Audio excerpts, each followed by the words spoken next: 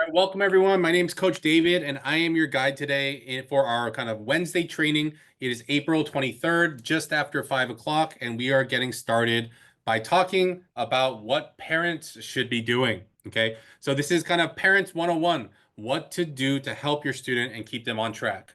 Now, for today, right, some of you guys might be here and might be like, wait a second, today is usually the financial aid training. You're right, it usually is. But sometimes I want to mix it up a little bit. And so for today, I've actually kind of brought in multiple different pieces. We're going to be talking a little bit about the admissions process. We're also going to be talking a little bit about financial aid as well and what parents you need to be doing to prepare, right? So just generally speaking, for today, the agenda is parents. What do you need to do to prepare for your student, and how do we keep them on track? Okay. Now, for those of you that know me, right, my name is Coach David, right? I'm a former lawyer, right? I've been working with families for the last 16 years, right? I also run our financial aid program, okay? If you have any questions, you can definitely put them in the chat, in the Q&A. You can also email me, Facebook Messenger me, Discord message me, whatever way that you feel comfortable reaching out, please do so that we can make sure to answer your questions. Okay, so as far as this training, right, I'm probably sure you guys probably know 10 other families that probably need to see this. Okay, and so if you are in our coaching family, the replay will be available on our private YouTube channel, right? If you're in our Facebook groups, it will be available on our Facebook. Like, we'll make a Facebook post. You just go ahead and put the keyword in, and then our team will get you this replay. Okay, so without further ado, right? Again, like I said, it's a mix of kind of what's going on, like what do parents need to be doing, but I also wanted to bring in some financial aid elements. So financial aid breaking news, okay? So this is something that just came out, right? Everything else that I've been talking about with financial aid news, right? The U.S. Department of Education disappearing, right? Federal funds being cut, all these different things, they're still kind of in the works. We're still in limbo. We're waiting for the kind of like the other, shoe to fall, okay? But new news that came out was that starting on May 5th, right, or proposed starting on May 5th, the government is actually going to involuntarily start taking back money from people that are in default on their student loans. Okay. Now, what that means is that they can take money from your tax return away, right? If you're getting paid by the government for Medicare or Social Security or this or that, they can also take that money away, right? Now, how many people does this affect? It affects 5 million people. So 5 million people currently are in default, right? So it's going to affect a large portion of the population in a negative way. Obviously, money out of your pocket is not a good thing, right?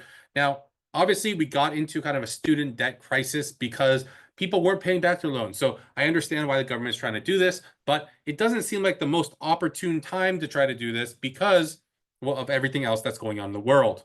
Okay, but it's something that was new and financially new, so I definitely wanted to bring it up, right? So if there is new financial aid information, I will try to bring it to you every single week.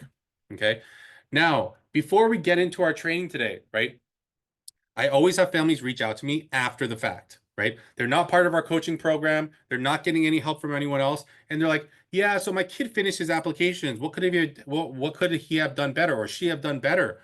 Well, you could have talked to us beforehand, right? And so I want to introduce, right, in conjunction with egelloC, which is our parent company, right, our college app intensive. It has already started. This weekend, we will be on our third iteration of our Kickstart, which is our one-day event to help students brainstorm their ideas and get to a very, very solid draft, right? Those are happening in April, May, and June. So if your student needs help getting started, right, and they do need to start now, right, make sure that you guys contact us, okay? And then later in the summer, in July, August, and September, we do have our accelerator, which is our two-day event, which is our kind of weekend to help students take those drafts that they had from Kickstart and send them to their final drafts. Okay. If you are interested in this, please text, or please, well, I'll have the text number later, but you can go to collegeappintensive.com to get more information about this. Okay. There are not a lot of spots left. So if you are interested, you do need to sign up now. I know that everyone thinks it's a gimmick. There's not a lot of spots left, but go check our website and see what spots are left. There really is not much left, okay? So please go ahead and sign up for that, or look for more information, and I will also have a number you can text and also a QR code to reach out to our team, okay? Now, like I said, today's going to be a little bit different. We're going to be talking about admissions, and we're going to be talking about financial aid, okay? Now, really, right? Now in the chat or like in the kind of like attendees here, I see a lot of parents. I also see some students, right? But parents, please listen. This is very important for you to understand, okay? So some of the things that I say today might seem a little bit mean, right? And you might even be a little bit offended, right? But I say it so that you understand the situation and so that you can actually have a healthy relationship with your student during the college admissions process. Okay. So, right, we're first starting out, we're going to talk about how parents need to prepare for the 2025-26 college admissions cycle. Okay. So that's where we're going to start, right? Now, first and foremost, right? This is going to be a lot of our kind of like, currently, our seniors right now, this is going to be the picture, right? And for junior families, right, that have juniors, parents, you're probably thinking of this day when your kid will be graduating with their cap and gown. You guys take a family picture at graduation, right? But the one thing that I want to remind you is that the student is the one that is going to college. Mom and dad, stepmom, stepdad, right? Or maybe even grandpa, grandma's raising the kid, right? Or uncle and aunt. The student is going to college, not you. Okay. Now, I understand that for the past 12 years, you have been making sure that your student gets to school on time, making sure that they get their homework done. But the student is going to college. They're the ones that are going to have to eat there, sleep there, and study at that college, right? The reason that I start out with this key piece of information is that because you as parents, right, you or kind of guardians, right, whatever it is, right, you have an influence on your student, right? Now, for a long time, they have been following in your footsteps, right? You guys have been the model that they have followed. But during this process, this is kind of their first initiation into adulthood, right? So they should be forging their own path when it comes to college, okay? Now, there's going to be a lot of reiterations of these pieces as we talk about different pieces of the admissions process. But, okay, remember, parents, I love you guys all, okay? But I want to make sure that you and your student, after they get into college, still have a healthy relationship, okay? Now, in order to help your student, you need to understand the admissions process. So one of the key things that you need to do is stay informed, right? Make sure that you understand the different aspects to applying to different colleges, right? What do the deadlines look like? What are some of the requirements? Do they have letters of recommendation? Is there standardized testing is required? Do they require this? Do they require that? Right? Those are the things that parents on your own time without your student there that you can stay informed on, right? Also, you might want to start kind of thinking, okay, what are some of the schools that your student has mentioned, right? The reason that you want to stay informed is not so that you can do it for your student, right? Instead, maybe you say, hey, here's some things I found, and give it to your student and say, these are some things that you should be reviewing for the different colleges that you have.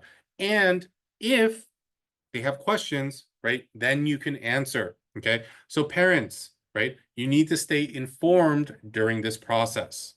Okay. Another thing is that changes always apply. Some parents start a little bit too early when it comes to different things, right? I've even seen a parent and a student fight during one of our, monthly check-ins when we have the meetings with the students, and I'm like, "Oh, didn't you know that something changed about this school? The essay prompt changed, this changed, that changed." So parents, understand, things do change. Things do not get finalized until August 1st of kind of so for juniors right now until August 1st, 2025, right? Deadlines change, right? Requirements change, right? The essays may change, right? And I say may change because a lot of schools don't really like changing their essays because it kind of messes up their system, right?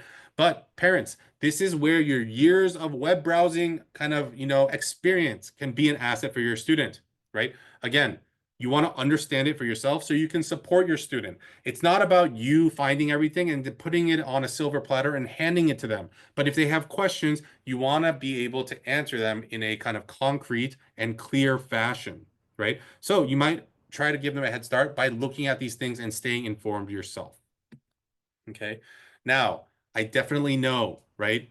Like Again, I have a mom too, right? My mom says, you'll always be my baby because the age difference between us never gets smaller, right? And again, that's true, right? My mom and I will always be a certain number of years apart, right? But again, you need to separate yourself, right? Be a little bit more logical, be a little bit more kind of objective about the situations, okay? That way, really, right, you can stay in kind of a good relationship with your student.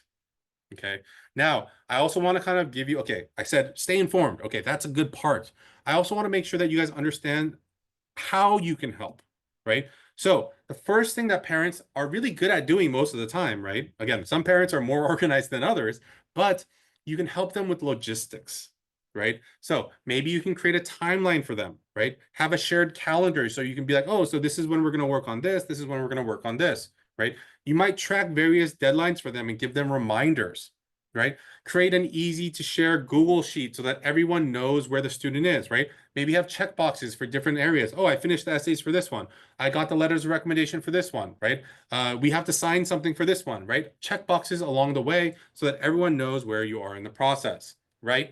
But again, it seems like I'm pushing parents away. It's not, right? It's that I want your student to take ownership of this process. Again, you are not going to college. Your student is, okay? I get it. It's your baby, right? But again, they're also an adult, right? A lot of students are adults as they head off to college. They're 18, right?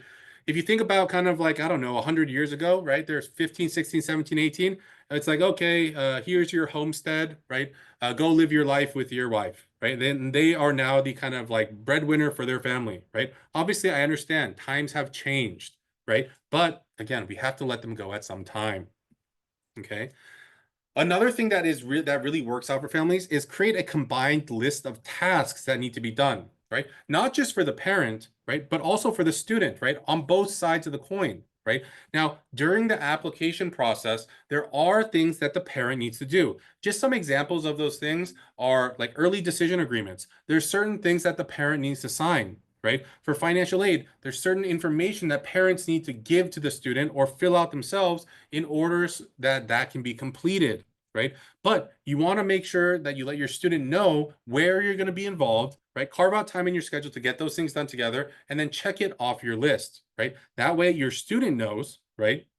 And sometimes, yeah, I have seen it, right? Some students are more organized than their parents, right? And so sometimes that helps reduce the anxiety of your student as well, right? Again, doing things together, save your relationship, make sure that your student is making progress, okay? Another thing is don't be overbearing. Okay, now this usually comes into account when we're talking about college lists and essays. Okay, I get it, right? Everyone wants what is best for their kid, right? But what you think is best and what your student thinks is best might be very different, right? So when it comes to college list, the student might want a certain thing for college, right? But the parent might say, and I get this a lot, right? Again, during our monthly check-ins, and even now during our college list evaluation calls, the kid is like, yeah, so I want a large public school, and the mom is like, well, but what about this college? And I'm like, that college only has 1,000 people, right? And I was like, is that something that you're interested in, student? And they're like, no, I want a large public school. I want that kind of big school feel, right? And then mom's like, yeah, but then how about this school? And I'm like, well, that school has 1,500 people at it, right? So again, there are differences, but the reason I bring this up is that you might want to talk about why the student wants this experience, right? So ask them what they want from that big public school experience, right? Ask them why they like a certain school versus a different school, right?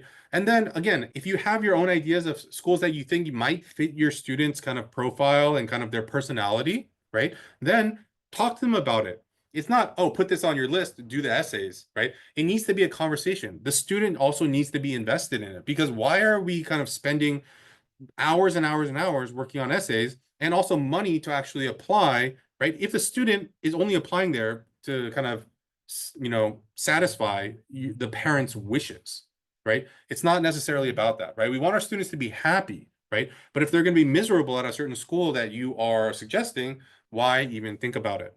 Okay.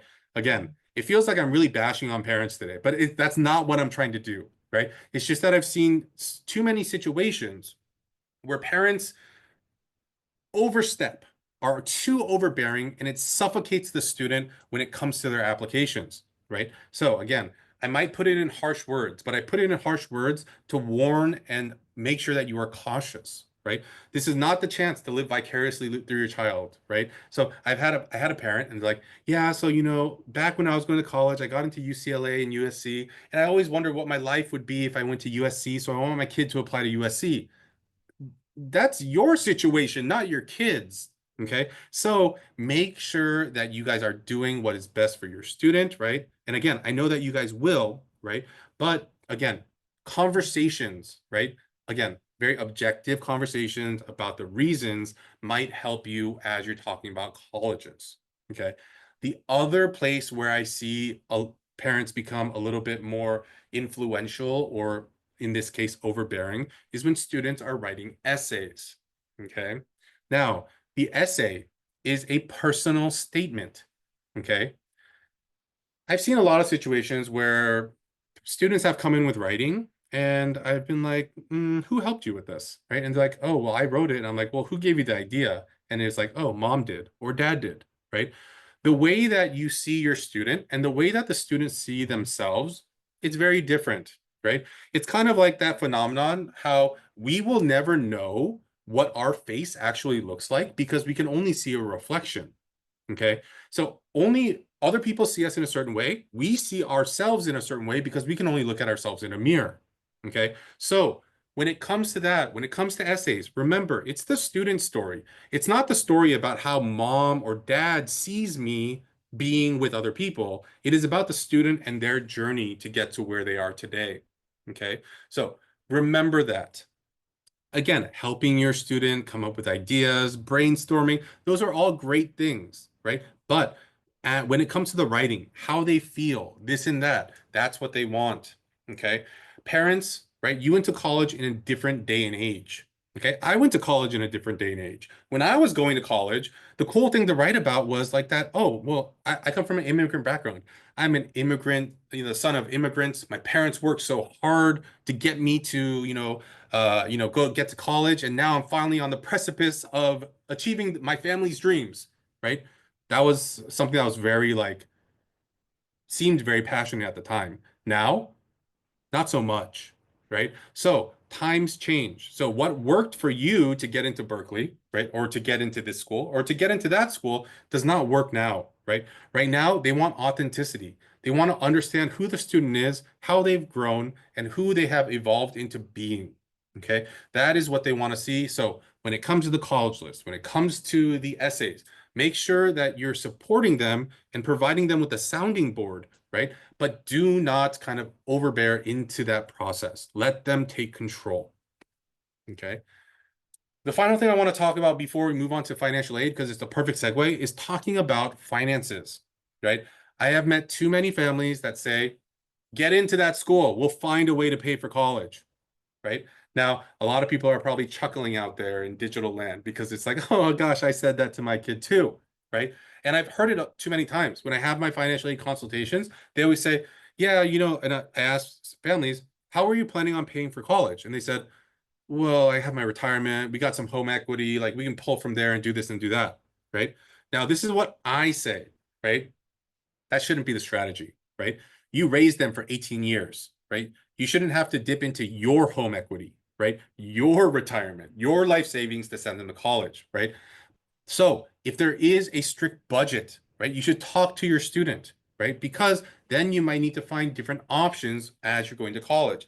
Let's say the family budget, for the total cost of college is around $50,000, right? Then applying to a school that's $100,000 doesn't make sense, right? Again, depends on how much financial aid you think you're going to get, right? But let's say that you're not going to get any financial aid, and $50,000 a year is what your family can afford, right? Then you might need to find other options that are within that price range.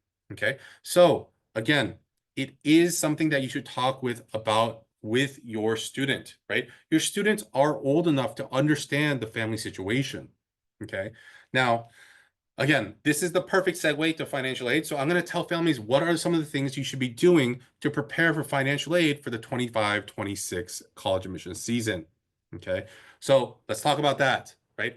the first thing that I always harp on this year, if your student is a 2026 grad, you need to get your 2024 taxes done, right? Now, through the consultations I've been having kind of this year with junior students, my parents are on top of it this year, right? They're like, yeah, I saw your training, and so I filed it early this year. I'm like, wow, awesome, right?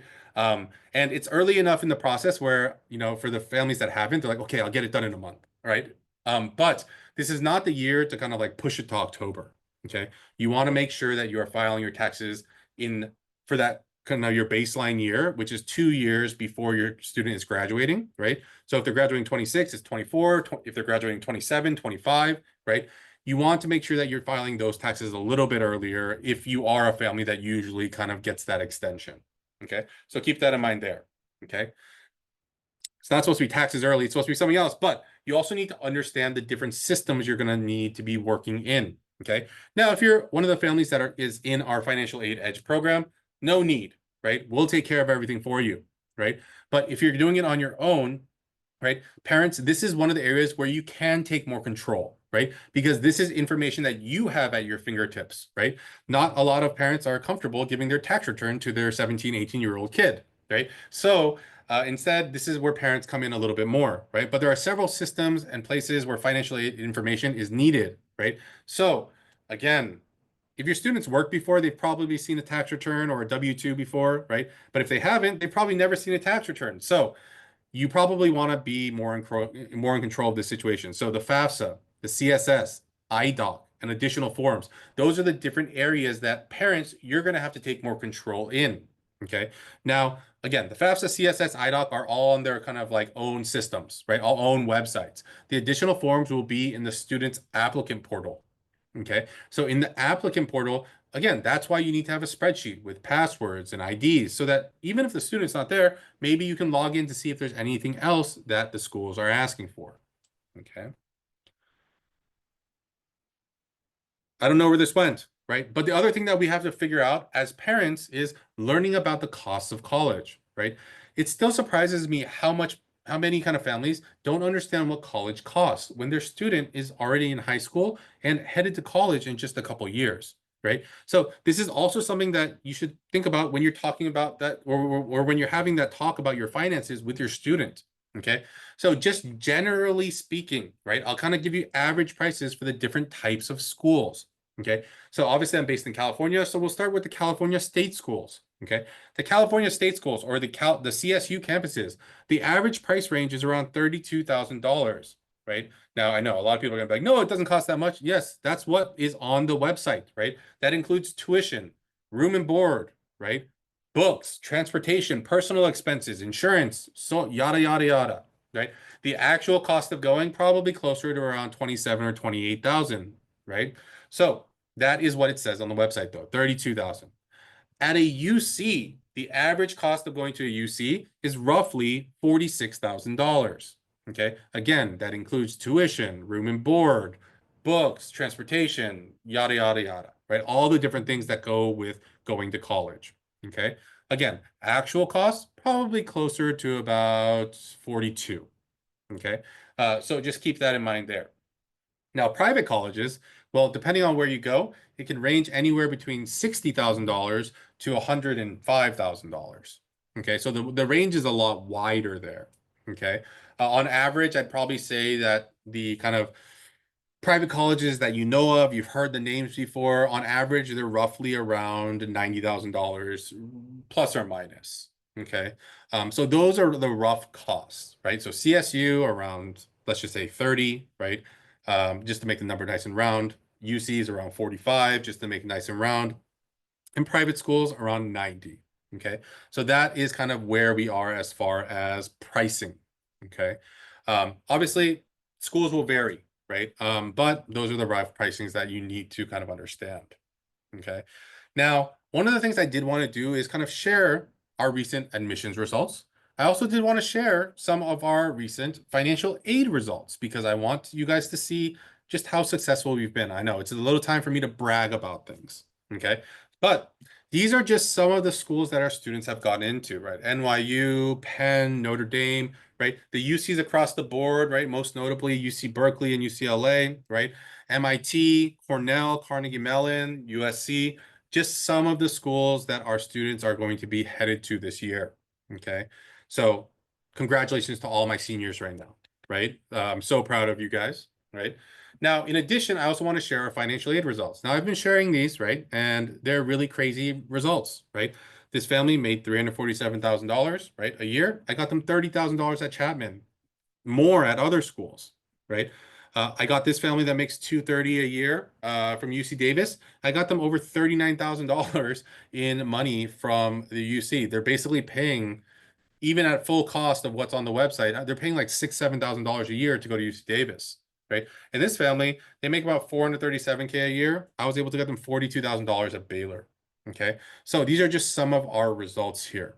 Okay, now one more thing I want to tell you guys about. I told you about College App Intensive, right? I told you about kind of our results, but I also wanted to make sure that you guys had access to our College Admissions Summit 2025. Okay, this is a one-day event from 9 to 1 p.m. Pacific time. Okay, it will be on Zoom, so you do not have to leave the comfort of your couch. Okay, and we will have different sessions during the day talking about kind of like UC kind of like, you know, admissions. We'll talk about private school admissions. We'll talk about essays and what you need to focus on. We'll also talk about financial aid and activities as well. Okay, so it is a full day of learning. It is open to the public. It is open to our families. It's open to anyone that can show up at 9 a.m. on May 10th. Okay, so if you guys are interested in joining us that day, all you have to do is go to egelloC.com/summit. Okay. Now, I do see a couple new names in our kind of, you know, in our audience today, right? There's a lot of you guys here. Thank you guys for spending a little time with me, right? But if you guys are interested in what the heck our name means, put a mirror up to it and look at it. Okay, so our name is actually just college spelled backwards, right? We want to help you guys crack the code, just like how we cracked the code for a lot of our seniors. Okay, so make sure to sign up today, right? We will also be having kind of a senior signing day, right? So you can see actual live students that got into the colleges that they wanted, right? And they will be there saying, hey, you know, my name is who, right? And I'm going to be headed here this kind of fall. Okay, so we just wanted to kind of make sure that everyone has access to come here. Again, it's egelloC.com/summit. Okay. So again, May 10th. So not that far away. It looks like just about 2 weeks, right? 9 to 1. It will be on Zoom. So if you do register, it'll send you a confirmation email, and then the link will be forthcoming. Okay. All right. So before we go into Q&A, because I do see some questions coming in here, right? So we'll go ahead and answer questions too. So if you have questions, go ahead and put them in the Q&A or in the chat. I also want to give you guys multiple different ways to contact us, right? So if you are interested in signing up for a financial aid edge consultation, go ahead and text money to 949-775-0865. If you're interested in our college admission or college app intensive, or in our summit, or even in our coaching programs, right? Go ahead and text college to 949-775-0865. The number is the same, right? Our team will take care of you, okay? There's also QR codes here, so go ahead and put the QR code, like you can scan the QR code, and that'll take you straight to the booking link so you can book it yourself, okay? So either one of those is fine, right? But again, I do want to make sure that we leave a little time for Q&A, right? So if you do have questions, put them in the Q&A, put them in the chat. I will answer them there. Okay, but for the rest of you that do have to go, thank you guys for spending a little time with me, but I'll start answering questions now. Okay, so let's start with this question here. It says we have a tax investment that doesn't provide tax documents until September, so we can't file until then. Is that going to be a problem? We have a junior. No, not necessarily, right? So again, it all depends. If you're doing things yourself, sure. I mean, it just means that you have to be quicker on the draw when the financial aid kind of forms open, right? If you're working with us, we'd at least want to see an estimated tax return before then so that we can start strategizing what we need to do. I understand that you're not going to have, it's not going to be final, but as long as we have something that is estimated or kind of close to what it's going to be, then we can work on kind of figuring out the strategy that best works for your family. Okay. Again, if you are a junior family and you are in our coaching program, you have access to me kind of during office hours, during these different times, so that you can ask questions, right? So And if you are a junior, my question is, why haven't we talked yet, right? About financial aid. This is the time that we need to talk. Okay.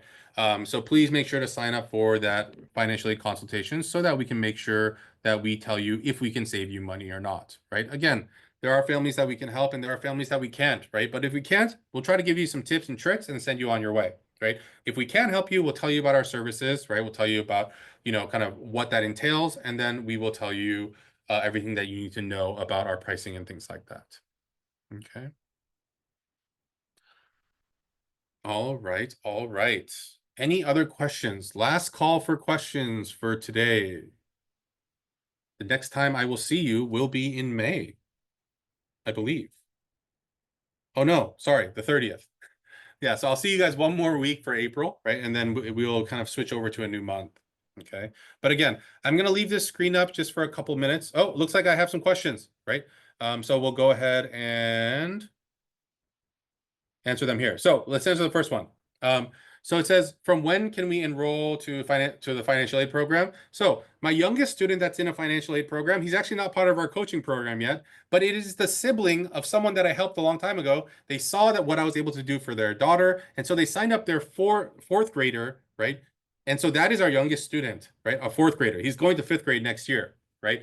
But I always tell families, and they always say, well, when can I sign up? And I'm like, well, you can sign up today, right? And you lock in your price, right? With the cost of everything going up, right? Our prices are going to continue to increase, right? If you sign up now, you're saving yourself money, okay? So there's no necessarily like best time, but if you're in high school, sign up now, okay? That's kind of my advice there, okay? We have another question here. It says, my junior received a UC eligibility, so ELC, right? Eligibility in local context. Can you speak to this? There's not much to speak about, right? So you probably got a letter saying that you're in the top 9% of your school, right? You have been selected or qualified for UC eligibility in local context.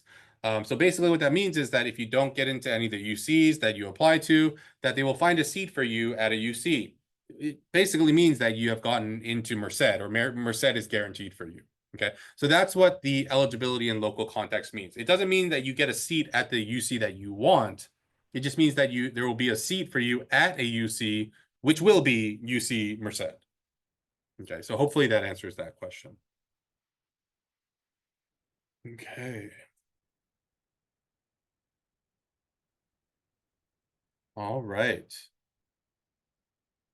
All right, great. So I don't think there's any other questions. So again, I'll leave this screen up so that you guys can.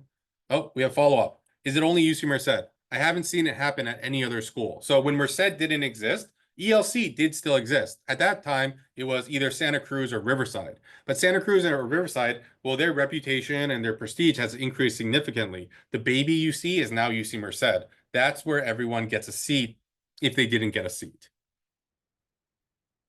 Okay.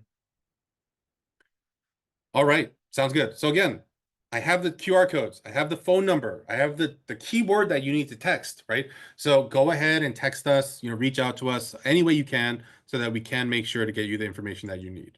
Okay, so I'll leave the screen up for a little bit just so that families can go ahead and kind of take a screenshot, whatever they need to do. And I will see you guys again next week for some more financial aid fun. Hopefully there's no new crazy news, but whatever it is, I will make sure to share it with you. Okay, so everyone have a great night. The sun is getting longer, so enjoy the extra sun, and I'll talk to you guys again soon. Bye-bye.